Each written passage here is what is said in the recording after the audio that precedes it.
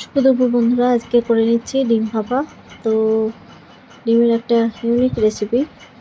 তো দেখো, এখানে আমি ডিমগুলোকে ভাপিয়ে নিয়েছি, আর পেঁয়াজ লঙ্কা কুচি আর লবণ দিয়ে দেখো, দেখতেই পাচ্ছ এখানে ডিমগুলো ভাপাতে দিয়ে দিয়েছি। আরও দুটো বাটি, যেহেতু আজকে আমরা খাবো না, আমরা দুই জায়ে, তার জন্য ছেলেদের আর আমাদের হাজবেন্ডদের খাবে, ওই জন্য তৈরি করেছি। আজকে 5টা বাটি মতো লাগবে। তো 3টে বাটি হয়ে গেছে অলরেডি ভাপানো, আর দুটো ভাপতে দিয়েছি। আর এখানে আলুটা সেদ্ধ করে রেখে দিয়েছি। দেখতেই পাচ্ছ বন্ধুরা, ভাপিয়ে নিয়ে একটু তেলের মধ্যে ছেড়ে এটা ভেজে নিয়েছি। তোমরা চাইলে না ভাজলেও হবে, এমনি সেদ্ধটাই দিতে পারো মশলার মধ্যে ফেলে। আর দেখো, তেলের মধ্যে গরম মশলা ফেলে এটা আছে পেঁয়াজ বাটা, আদা বাটা, রসুন বাটা, লঙ্কা বাটা। এই মশলাটা এবার এখানে দিয়ে দেব। আর তার জন্য তেলের মধ্যে আগেই গোটা গরম মশলা ফোড়ন দিয়ে নিয়েছি।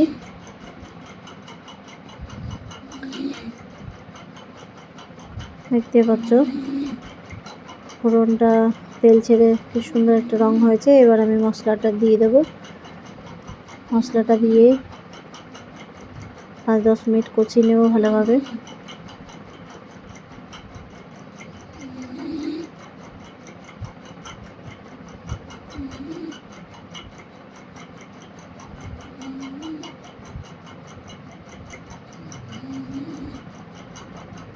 ভালো করে কষিয়ে নিয়ে কাঁচা গন্ধটা চলে যাবে, সেই অবধি কষিয়ে নিতে হবে। তারপরে এখানে কাশ্মীরি লঙ্কা গুঁড়ো, হলুদ গুঁড়ো, ধনে জিরে গুঁড়ো আর একটা তেজপাতা দিয়ে আবারও ভালোভাবে কষিয়ে নিতে হবে কিছুক্ষণ।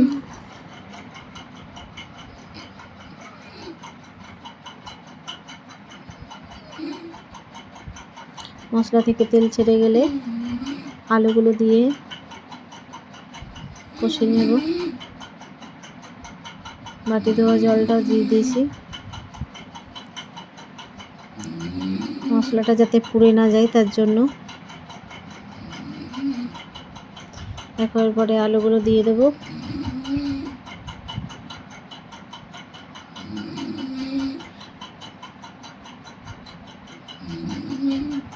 দেখতে পাচ্ছ কালারটা খুব সুন্দর হয়ে গেছে। আলুটা কষিয়ে নেব, যেহেতু তেলের মধ্যে আগে একটু কষিয়ে নিয়েছি, বেশিক্ষণ কষাতে হবে না, মশলাটাও কষে গেছে।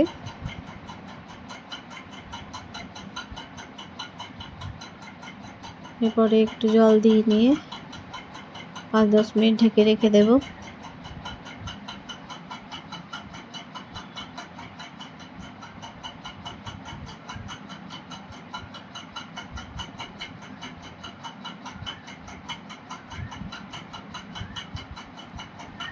খুব সুন্দর আমার কষাটা হয়ে গেছে এবার, আর কাঁচা গন্ধটাও আসছে না মশলা।